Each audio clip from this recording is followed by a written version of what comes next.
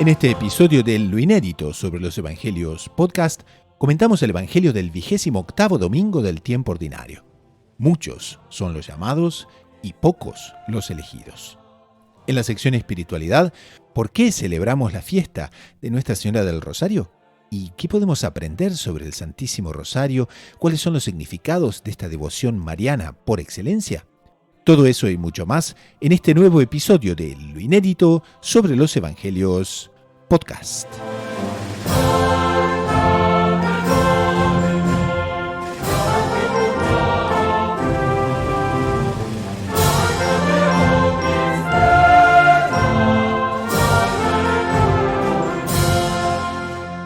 Bienvenidos al programa Lo Inédito sobre los Evangelios en su edición número 94. Estamos en el programa 79 para Radio María Canadá, la voz católica que te acompaña. Y aprovechamos para enviar un saludo a Radio María del Rosario de Buenos Aires, Argentina, a Radio María Guatemala, FM 103.3 de Guatemala City. Entonces, a esos públicos, más por supuesto nuestra audiencia en YouTube y en WhatsApp, les damos desde ya la bienvenida a todos. Para quienes se están acercando al programa por la primera vez y están formando parte de nuestras nuevas audiencias, le comentamos que Lo Inédito sobre los Evangelios es un podcast semanal que toma su nombre de la obra del fundador de los Heraldos del Evangelio, Monseñor Joan Cladías, que en 7 volúmenes llamados Lo Inédito sobre los Evangelios nos comenta todos los evangelios dominicales de los 3 ciclos litúrgicos. Y hay realmente tantos tesoros y tantas cosas fabulosas para compartir domingo a domingo, que la idea del programa era esa, que no perdamos todos esos tesoros que la Santa Iglesia tiene para comentarnos domingo a domingo y que al mismo tiempo lo pudiésemos compartir con los oyentes. Entonces ya estamos en el programa número 94 y realmente nos da mucha alegría encontrar nuevas audiencias que se van agregando a estos momentos de saber encontrar lo inédito sobre los evangelios, algo tan recomendable en los tiempos en que vivimos. Esto puesto entonces, también les aviso que no precisan asustarse porque el programa no está solamente con el hermano Gustavo, quien les habla, sino que también tenemos 2 protagonistas habituales del programa, que son el doctor Saúl Castiblanco y el hermano Gerardo Reyes de los Heraldos del Evangelio. Les recuerdo que el hermano Gerardo Reyes es catequista y misionero en El Salvador y pueden encontrarlo en el canal de YouTube de los Heraldos en El Salvador con programas realmente muy pero muy interesantes que no pueden perderse. Y también tenemos al doctor Saúl Castiblanco, quien es psicólogo, es editor de la agencia de noticias Gaudium Press en su edición hispana, es bachiller en ciencias religiosas por la Pontificia Universidad Santo Tomás de Aquino de Roma, el Angelicum, y por la Domuni, Universidad Internacional de los Dominicanos con sede en Toulouse, Francia. Entonces, con la ayuda de los dos, hoy vamos a comentar aspectos interesantísimos de este evangelio que nos toca. Es el evangelio del 28º domingo del tiempo ordinario, es el correspondiente al domingo 11 de octubre del 2020, es el evangelio según San Mateo, capítulo 22, versículos del 1 al 14. Y nos dice: en aquel tiempo, de nuevo tomó Jesús la palabra y habló en parábolas a los sumos sacerdotes y a los ancianos del pueblo. El reino de los cielos se parece a un rey que celebraba la boda de su hijo. Mandó criados para que avisaran a los convidados a la boda, pero no quisieron ir. Volvió a mandar criados, encargándoles que les dijeran: tengo preparado el banquete, he matado terneros y reses cebadas y todo está a punto. Venid a la boda. Los convidados no hicieron caso. Uno se marchó a sus tierras, otro a sus negocios, los demás les echaron mano a los criados y los maltrataron hasta matarlos. El rey montó en cólera, envió sus tropas que acabaron con aquellos asesinos y prendieron fuego a la ciudad. Luego dijo a los criados: la boda está preparada, pero los convidados no se la merecían. Id ahora a los cruces de los caminos y a todos los que encontréis, convidadlos a la boda. Los criados salieron a los caminos y reunieron a todos los que encontraron, malos y buenos. La sala del banquete se llenó de comensales. Cuando el rey entró a saludar a los comensales, reparó en uno que no llevaba traje de fiesta y le dijo: amigo, ¿cómo has entrado aquí sin vestirte de fiesta? El otro no abrió la boca. Entonces el rey dijo a los camareros: atadlo de pies y manos y arrojadlo fuera a las tinieblas. Allí será el llanto y rechinar de dientes, porque muchos son los llamados y pocos los elegidos.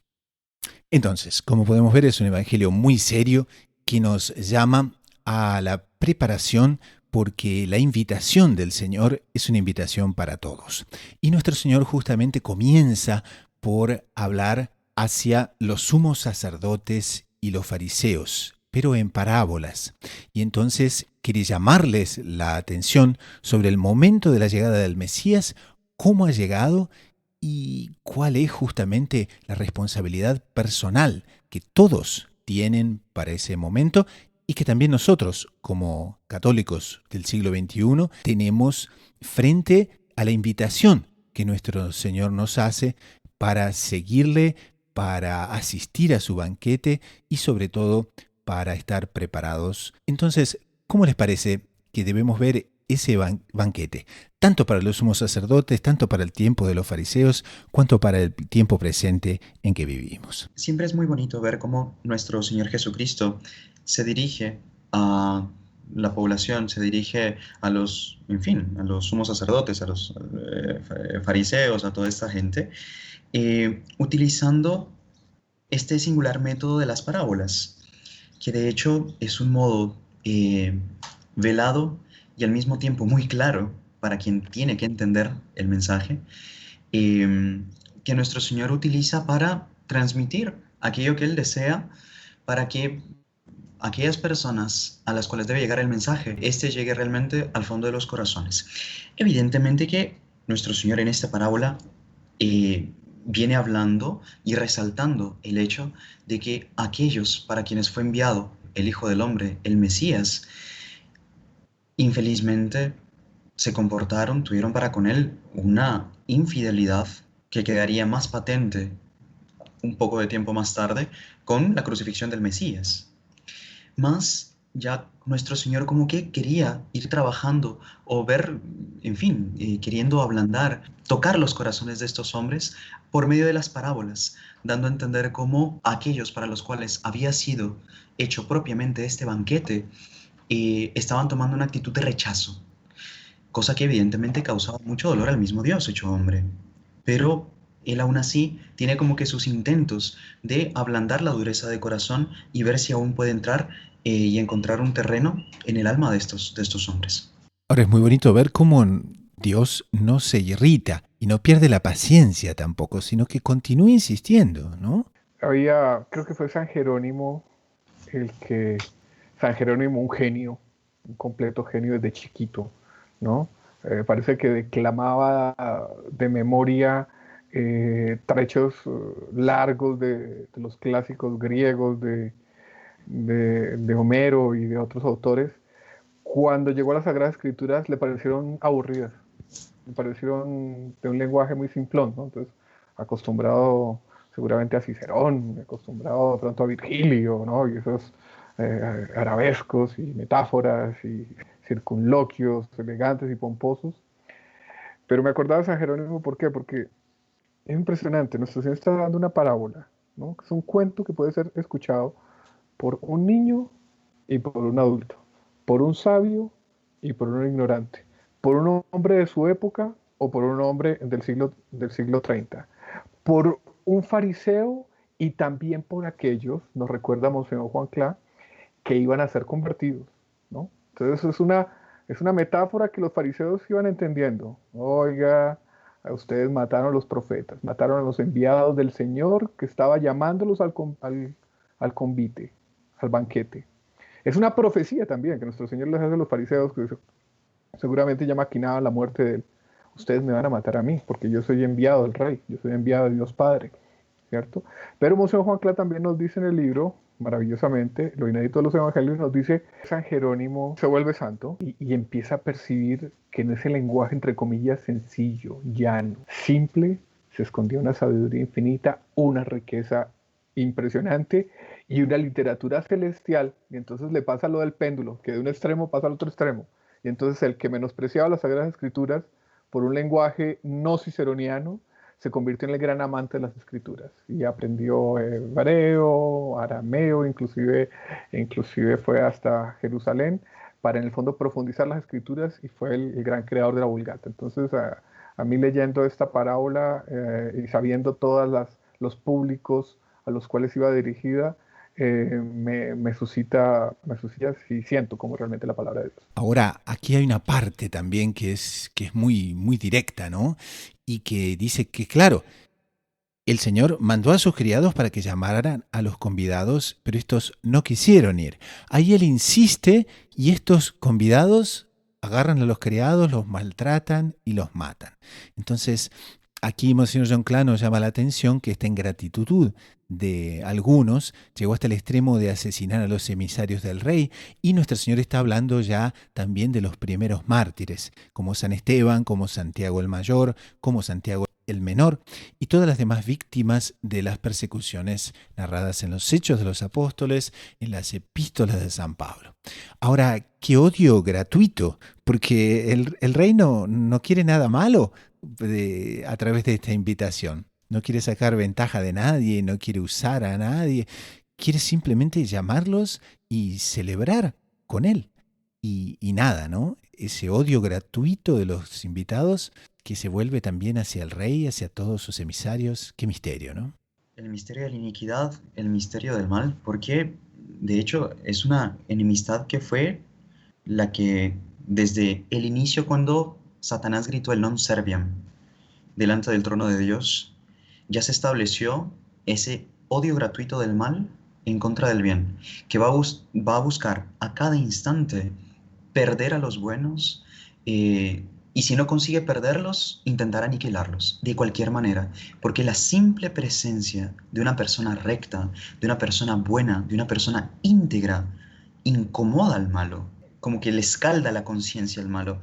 Y evidentemente que la actitud de este ante un alma que representa la verdad, el bien, la belleza delante de él, como él no resiste, como él no soporta, su actitud va a ser inmediatamente o acepta una gracia y adhiere a aquello y admira aquello, o sucede lo que sucedió en todo el inicio de la era cristiana y lo que viene sucediendo en toda la historia, de un odio gratuito al bien, un odio de querer arrasar completamente, que se vio reflejado, como usted bien dijo, en los primeros martirios, en las persecuciones que la Santa Iglesia Católica sufrió, siempre ha sufrido y seguirá sufriendo, porque hace parte del bien, justamente cuando es íntegro, el ser odiado por el mal. Ahora, evidentemente que de parte del bien quedará, como pues bien decía San Pablo, ¿no?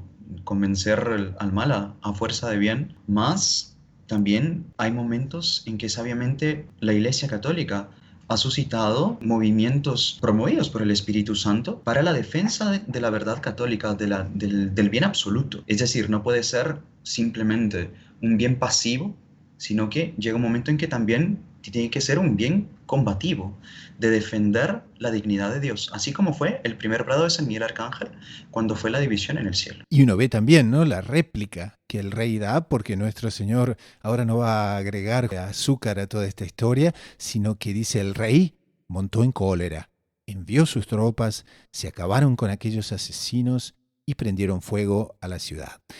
Y nos llama la atención justamente sobre la seriedad del juicio de Dios. Es un rey extremista, esa es la parábola, ¿no? Poco del gusto de ciertos centristas que creen que el cristianismo es una bondad dulzona y sin sentido. Porque por un lado les prepara un banquete espectacular en unas bodas que en esa época eran festejos de varios días donde se manifiesta su generosidad. Entonces mata terneros, reses cebadas, imaginémonos las bodas de Caná, vinos, seguramente música, o sea, él quiere agasajar a los que invita a la boda. Y es bonito, hago un paréntesis, ese es, la boda, ¿qué es? Es el anuncio de la buena nueva, es el inicio de la iglesia, el anuncio de toda la doctrina cristiana. Entonces es una presentación de que ese anuncio es una fuente de felicidad. Pero ante el rechazo, tiene esa otra actitud extrema, ¿no? En la que puede estar simbolizado, por ejemplo, ¿cierto? Todo lo que hubo con los judíos y la diáspora, y sobre todo el destino eterno de aquellos que no aceptan la buena nueva y que rechazan a Cristo. Entonces, aquí no hay medias tintas. Aquí, como en el destino eterno del hombre, no hay estados intermedios. O se va a la felicidad suprema, total, en la eternidad, en la visión beatífica, donde gozaremos con el auxilio de la Virgen, de la presencia de Dios, de la Virgen, los ángeles, los bienaventurados, por toda la eternidad, en una felicidad tan gigantesca que, como dice San Pablo, ni ojo vio, ni oído humano concibió, ¿no? O será el crujir, el rechinar de dientes, la desdicha, el castigo, los problemas de conciencia, etcétera, etcétera. Es una parábola, como decía don Gustavo ahorita, muy clara, muy directa. Y aquí también el rey hace una afirmación también taxativa, porque dice, la boda está preparada, pero los invitados no se la merecían. Entonces pierden ese derecho de asistir a la boda, ya no son más objetos de la bondad del rey, y ahí entonces este rey extremista, como también decía el doctor Saúl, pasa a invitar a todos aquellos que están en los cruces de caminos, todos aquellos que, digamos, en el comienzo no hubieran sido llamados a la boda y ahora inesperadamente son el receptáculo de toda la bondad y de toda la preparación de este rey, que no vacila también en, bueno, llamar quizás a los que más misericordia necesiten para justamente entrar en la fiesta y ser parte de esta conmemoración. Y ahí vemos también cómo pueblos que no estaban considerados en el Antiguo Testamento, en el Nuevo Testamento, en el Evangelio, entonces pasan a formar parte de la Santa Iglesia Católica, Apostólica y Romana. Claro, en eso vemos nosotros reflejada justamente, como mencionaba el doctor Saúl, la expansión de la Santa Iglesia Católica, en el que, pues bueno, ya que el pueblo que fue elegido para ser receptáculo de esta bondad divina, quiso dar las espaldas, quiso rechazar esta gracia, pues bueno, la actitud de este rey es salir a invitar a aquellos que en teoría no tenían nada que ver con ese gran tesoro que él quería compartir. Más con eso se da el inicio de la era cristiana, se da el inicio de la era de las grandes conversiones, de las bellas predicaciones en las cuales el Espíritu Santo interviene portentosamente y arrebata a miles de almas que desean bautizarse con una sola predicación. En fin, todas aquellas conversiones de reyes, de poblaciones enteras que quieren abrir sus almas a la gracia de Dios, a la buena nueva, al Evangelio. En apariencia, estos pueblos no tendrían nada que ver, pues esta gracia era reservada para el pueblo elegido. Mas Dios en su bondad, Él quiere transmitir cada vez que da una gracia, no puede volver a Él sin haber producido el fruto que Dios deseaba. Entonces, si una persona la rechaza, de alguna manera esta gracia tendrá que operar de otra forma o con alguna variante, más deberá producir el fruto que Dios quería, que Dios esperaba. Y muchas veces esos rechazos y esos aparentes como que fracasos de Dios resultan y redundan en una mayor glorificación del mismo Dios. Está bien, el pueblo elegido no quiso ser fiel, mas a raíz de eso se dio la expansión y la buena nueva se llevó a otros lugares que aparentemente estarían aislados de recibir el Evangelio. Mas Dios se utilizó de ese rechazo, de esa infidelidad, para conquistar las almas de muchas más personas y llevar así, extender la buena nueva. Y ahora quizás sería muy interesante abordar la última parte de esta parábola, porque entra el tema del traje de fiesta. Y aquí Monseñor John Clan nos explica que el traje de fiesta representa el estado de gracia. Cuando el rey entró a saludar a los comensales, reparó en uno que no llevaba el traje de fiesta y le dijo: amigo, ¿cómo has entrado aquí sin el vestido de boda? Este ya sería un tema muy pero muy interesante para pensar un poco, para meditar un poco en la importancia de estar en estado de gracia y de cómo Dios, en medio de su misericordia, en medio de su bondad, en medio de su dadivosidad gratuita, porque Él invita a todos a que vengan a celebrar con Él. Sin embargo, de parte nuestra, tiene que existir también un cuidado muy, muy profundo, porque si nos presentamos sin estar en estado de gracia, las consecuencias pueden ser bastante radicales. Fue este convidado de última hora. Él entró al banquete. Fue Claro. uno de los que los criados recogieron en el camino, ¿no? Y Monseñor Juan Cla, basado en la tradición de la Iglesia, resalta la palabra amigo, que él dice significaba que ya era un bautizado. Pero era un bautizado que la fe, sí, pero no la gracia, no conservaba la caridad. Y a este nuestro Señor también lo manda junto a los otros que habían rechazado la primera invitación. Es un aviso para todos y cada uno de nosotros. Tenemos que acceder a la gracia. Si caemos, pedir perdón, acceder a la confesión, orar, meditar, pedir y pedir. Porque la única forma de mantener inmaculada la túnica bautismal es pedir, pedir y pedir. Porque nosotros tenemos las inclinaciones hacia lo contrario. Pero el que pide, el que pide, el que pide las fuerzas del cielo, obtiene. Y bonito que nuestro Señor expulsa del banquete. En el fondo está diciendo también otra cosa, que ya vivir cristianamente en esta tierra, que es participar de ese banquete, es una participación de la felicidad eterna. Entonces, el que mancha su túnica y no la limpia y no la repara, ya empieza a vivir una infelicidad aquí en la tierra, que lamentablemente será consumada en la infelicidad eterna en la otra vida. Entonces es una invitación a luchar por mantener la gracia de Dios. Aquí Monseñor Zoncla también nos apunta a un aspecto, como el doctor Saúl decía, porque ante la interrogación, amigo, ¿cómo has entrado a la fiesta?, el pecador no dice nada, o sea, dice, el otro no abrió la boca. Una, porque el juicio de Dios es justísimo, es inapelable, pero otra también, si no ha dicho nada, no ha pedido perdón, no ha pedido justamente, no ha hecho un acto de contrición por el mal acto que está realizando, ahí es entonces cuando la justicia de Dios evidentemente se ejecuta. Claro, y es común que la persona, cuando va a practicar una obra mala, la persona tiene que convencerse a sí misma de que aquello que va a practicar lo hace de una forma justificada. Siempre va a buscar una justificación que explique aquel acto que va a practicar. O sea, la persona no va a practicar el mal por el mal, sino la persona va a buscar acomodar o calmar su conciencia, colocar 1000 velos para excusarse a sí misma, para verse libre a sí misma de la culpa que conlleva ese pecado. Ahora, en este momento, en esta parte de la parábola, nos es representado el momento del juicio, en el que Dios nos hará ver con toda claridad todas las faltas y la gravedad de cada una de ellas que nosotros practicamos a lo largo de nuestra vida. Y de tal manera será una visión luminosa y sin ningún tipo de velos o de subterfugios o de, en fin, de 1000 excusas que pudimos haber colocado para acomodar y adecuar nuestra conciencia al mal, que en ese momento no tendremos que responder. O sea, no habrá como que una especie de defensa de parte nuestra para decir, Señor, es que ese día yo estaba... No existe.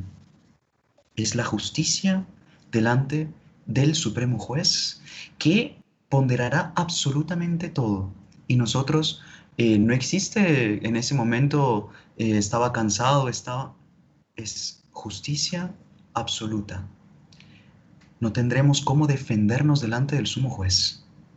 Ahora, esto es en el caso, evidentemente, que una persona se haya presentado delante de Dios sin tener este traje de boda, que es justamente este estado de gracia. Para todo aquel católico que en su vida supo, a pesar de las caídas, recurrir a la Santísima Madre de Dios, pedir perdón, como decía el hermano Gustavo, confesarse, hacer un acto de contrición bien hecho, buscando luego el sacramento de la reconciliación, etc.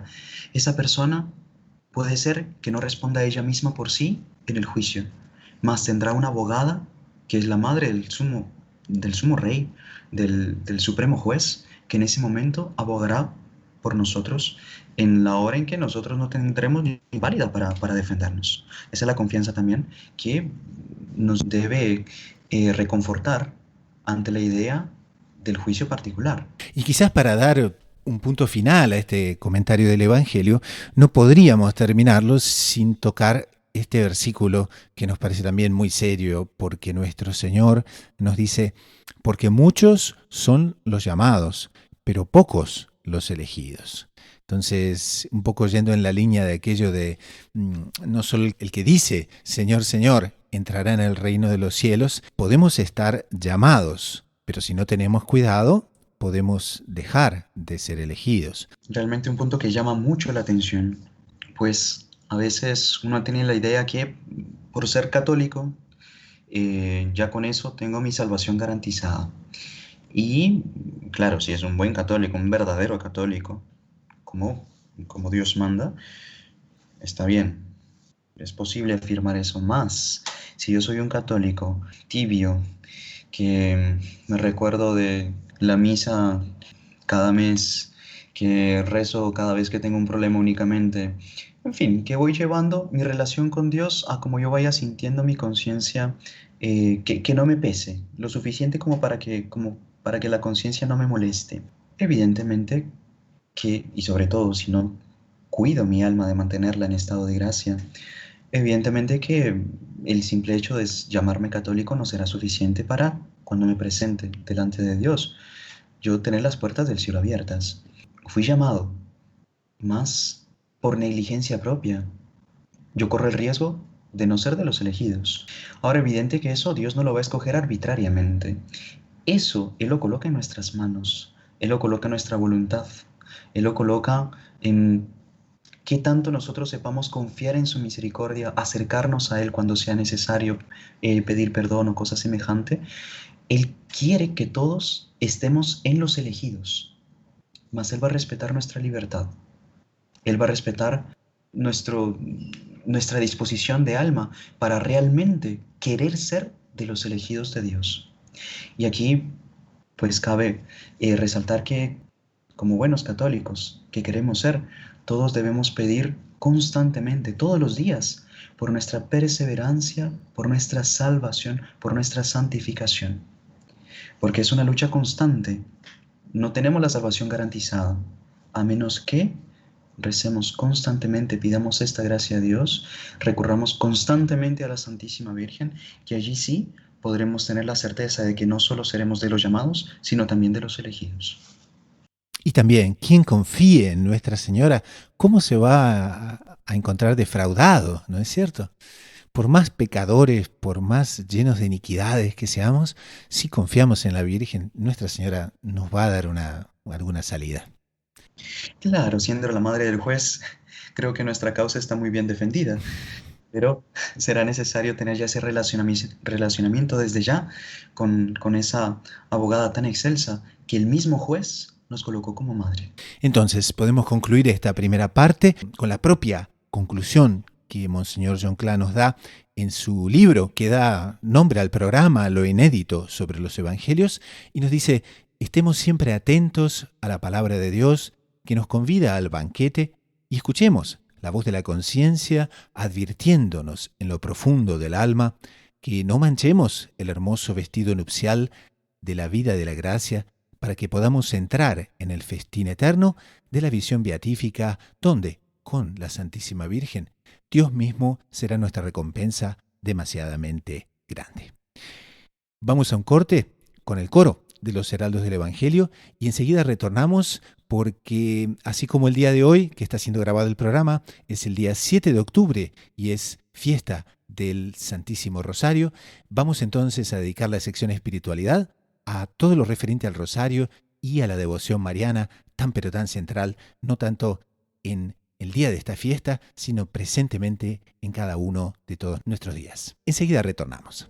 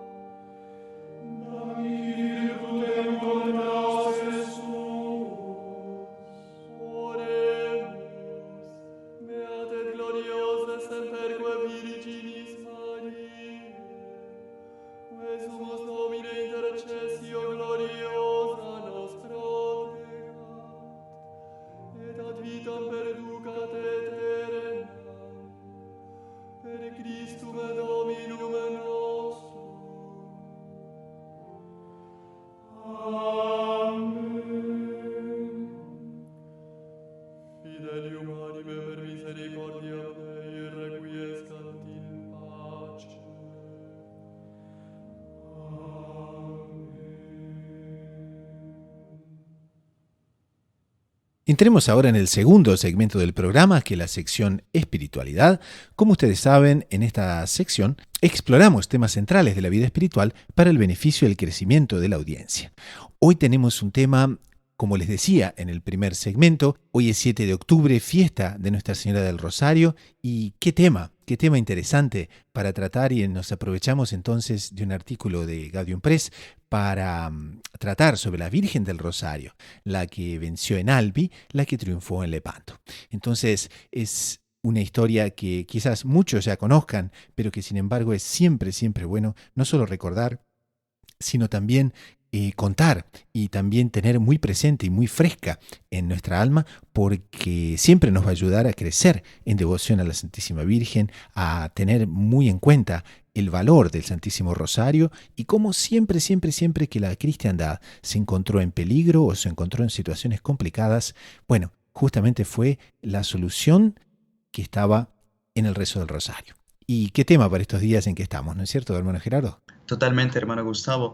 Y ya que lo menciona, y usted envió un saludo a Radio María en Guatemala, pues aprovecho a comentarle que ella es la patrona del país de Guatemala. Entonces, pues también es justo una fiesta muy celebrada en este lugar. Y pues, como buenos católicos, siempre será excelente nosotros conocer con todo detalle el porqué de esta fiesta que nosotros celebramos anualmente. Claro, porque Nuestra Señora le habló a Santo Domingo de Guzmán muy especialmente sobre el rosario, y de hecho el origen del rosario viene de ahí, ¿no? Exactamente. Para ser más precisos, en el año 1214 la Santísima Virgen se le aparece a Santo Domingo en Toulouse y revela que ella desea que sea rezado su salterio. Salterio en sí era el conjunto de todos los salmos, ¿no? De los 150 salmos, y a raíz de allí es que se rezan las 150 Ave Marías que nosotros recitamos en la totalidad del rosario, ¿no? Dividido en 3 misterios, que fueron los originales que la Santísima Virgen entregó a Santo Domingo. Más adelante la Santa Madre Iglesia instituyó los misterios luminosos, más en el momento en que la Santísima Virgen entregó a Santo Domingo este tesoro, eran los misterios gozosos, dolorosos y gloriosos. Ella le preguntaba: ¿sabes, mi querido Domingo, cuál es el arma de la cual se ha valido Dios para la salvación de los hombres y para reformar la faz de la tierra? Santo Domingo le responde: pues mi señora, vos mejor que yo lo sabéis, que el principal instrumento fuisteis vos. Y la Santísima Virgen le responde que fue a través del Ave María que Dios comenzó a reformar la faz de la tierra.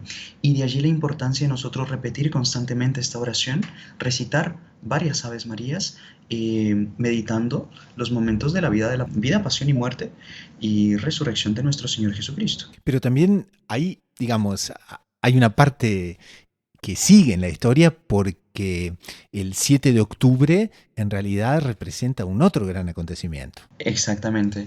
De hecho, la devoción del rosario se fue esparciendo por el mundo entero. Ya desde la primera predicación que tuvo Santo Domingo en la iglesia, que las campanas comenzaron a repicar, se demostraron muchísimos milagros, conversiones impresionantes, y la devoción se iba propagando poco a poco.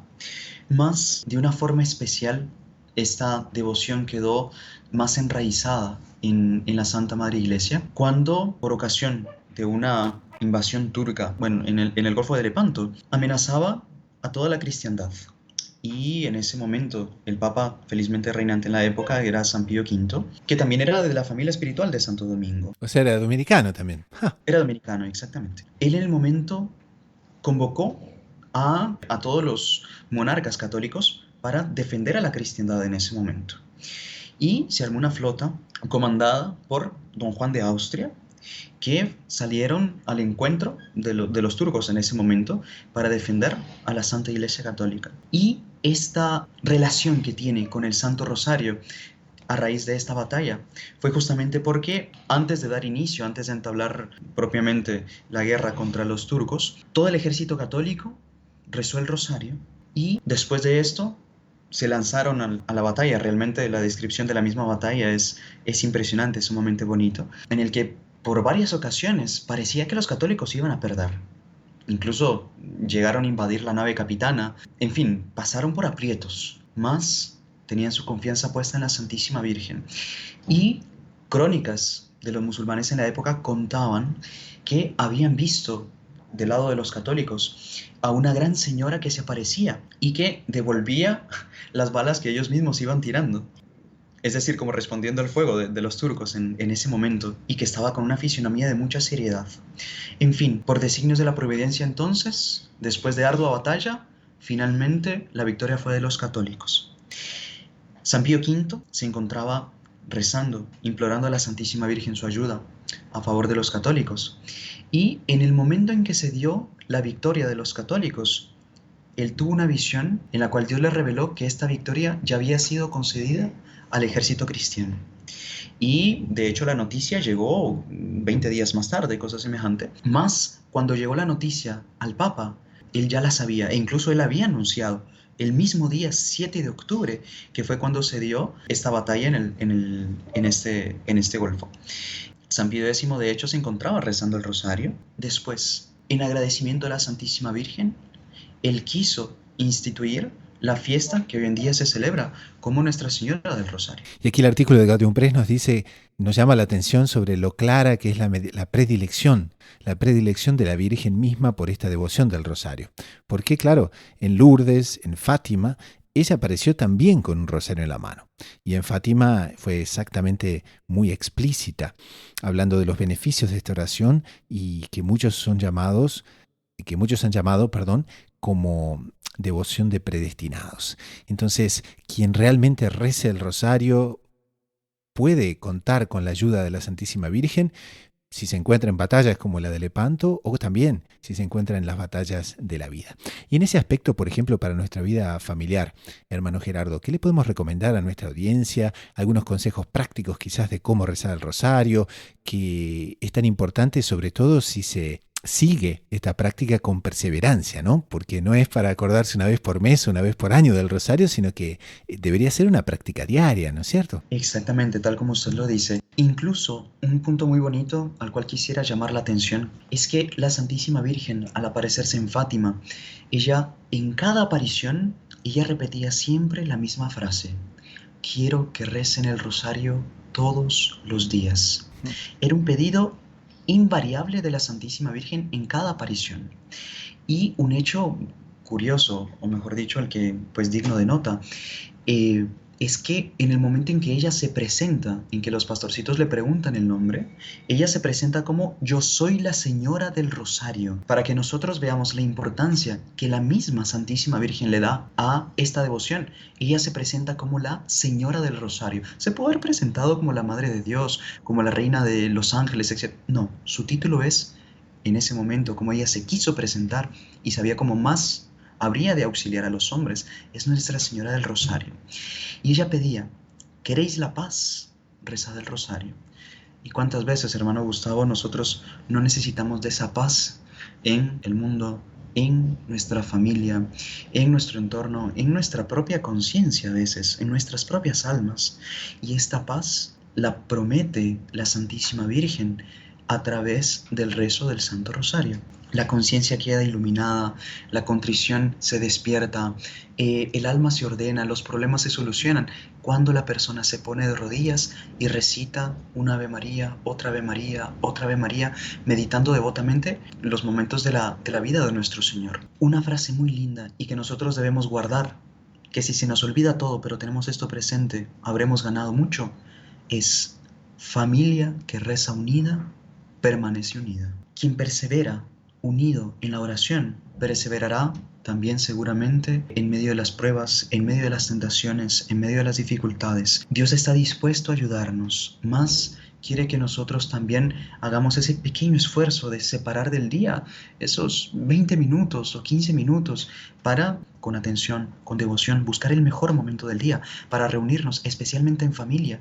Y bueno, si a veces cuesta más convencer a uno o a otro, pues al menos que haya un pequeño núcleo que persevere, y nosotros vamos a ver cómo grandes maravillas se van operando pronto en las almas de los mismos parientes y, en fin, en todas las circunstancias que puedan parecer adversas, más que nosotros depositemos confiantemente en las manos de la Santísima Virgen a través del rezo del Santo Rosario. Entonces, en esta semana en que celebramos la fiesta de Nuestra Señora del Rosario, tengamos muy presente que Nuestra Señora espera y quiere que recemos junto con ella, que meditemos en los momentos más importantes de la vida de nuestro Señor, porque ella nos garantiza que con eso recibiremos muchísimas gracias, no solo de perseverancia, sino también de protección. Pasamos ahora al tercer segmento del programa, que son las noticias de lo que ocurrió y ocurre en la Iglesia y en el mundo. La primera noticia que vamos a ver hoy es muy agradable, nos llega de la agencia Gaudium Press, un cable que nos dice que el monasterio de dominicas en Estados Unidos, que ha tenido un boom de vocaciones en tiempos de pandemia.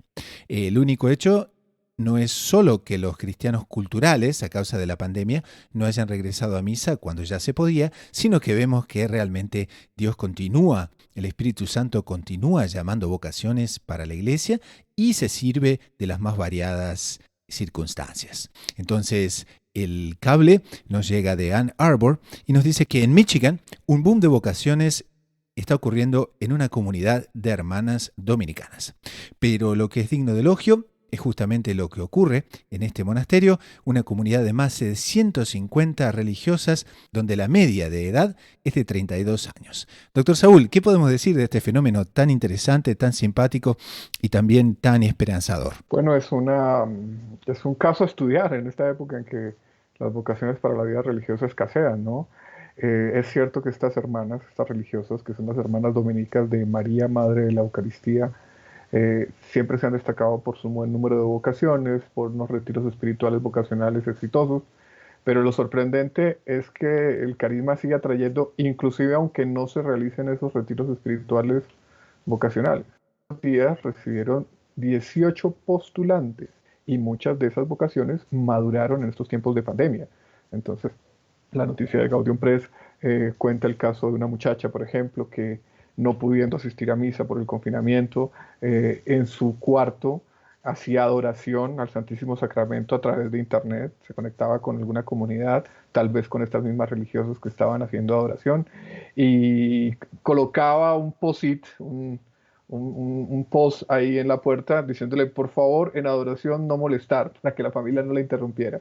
Entonces, como ella, hay otros dos casos de personas que relatan que aprovecharon mucho estos días para fomentar su vida de piedad, que al mismo tiempo que estaban encerradas sin poder asistir a los sacramentos, a la Eucaristía, eso los hizo valorar la Eucaristía y anhelar un estado de vida donde si hubiese un próximo confinamiento, una próxima pandemia, pudiesen vivir en la misma casa con Jesús sacramentado. Entonces es un caso muy bonito, es un caso de estudio, porque hay que estudiar. Las comunidades religiosas deberían preguntarle a estas monjas cuál es su secreto. Evidentemente tiene que haber ahí en ese secreto mucha piedad, mucha vida interior, pero también investigar cuáles son los medios humanos que estas religiosas usan para atraer vocaciones, es un caso muy bonito que trae esperanza en estas épocas de crisis y de sufrimiento. Doctor Saúl, a mí me pareció una cosa muy, pero muy atractiva en toda esta historia, y es que se ve también de parte de ellas una generosidad muy bonita, porque claro, todos recibieron seguramente y continúan recibiendo las mismas invitaciones de la gracia, pero muchos optan simplemente por pensar o decir, bueno, ¿para qué necesito la iglesia si ya pasamos esta pandemia y no hizo falta? Y en cambio esta gente joven, por el contrario, cuanto más sintieron la falta de Jesús sacramentado en la cercanía física, más quisieron acercarse. O sea, es una diferencia en materia de generosidad muy, pero muy significativa. En la nota que sirvió de base a la nota de Gaudium Press, que fue sacada en Religión y Libertad, parecería que ellas ya llevaban un camino de ser recorrido, ¿no? Entonces eran Ah, personas de oración, eran personas que asistían a misa, eran personas que ya tenían en su cabeza las verdades de la fe impresas. A diferencia de lo que se está llamando, y lo llamó así el cardenal Hollerich, que es el presidente de las conferencias episcopales de Europa, los cristianos culturales, es decir, aquellos que iban a misa simplemente porque tenían una costumbre, pero esa costumbre no estaba arraigada en principios claros, lo hacían porque así lo hacía la familia, porque así lo hacían de chiquitos, no. Estas chicas parece que sí tenían ya un camino de fe recorrido. Son chicas de todos los rincones de los Estados Unidos, ¿no? Pero que la pandemia, justamente por tener ese camino de fe, conmovió su fe, ¿sí? Pero las animó justamente a encontrar otros recursos para seguir alimentando esa fe, ya que no podían asistir a una Eucaristía, ya que no tenían una facilidad para asistir al sacramento de la confesión. Bueno, pues como ya llevan ese camino de fe, dijeron, no, yo quiero reforzarlo y quiero entregarme por entero, quiero entregarme a una vida religiosa. Parecería que esa es la diferencia, ¿no? Pero evidentemente los caminos de la gracia son inescrutables, ¿no? De pronto entre estas postulantes había alguna que otra chica que no pensaba nada en Dios, no pensaba nada en Jesucristo, si tendría alguna semilla dentro de su alma, la nota no menciona que hubiese alguna que tuvo que ser bautizada, entonces suponemos que todas ya eran bautizadas, y de pronto la gracia en estos tiempos de sufrimiento, en estos tiempos de aislamiento, donde se puede favorecer la reflexión, el pensar sobre el destino eterno, el sentido de la vida, pues en ese momento haya sido tocadas por la vocación.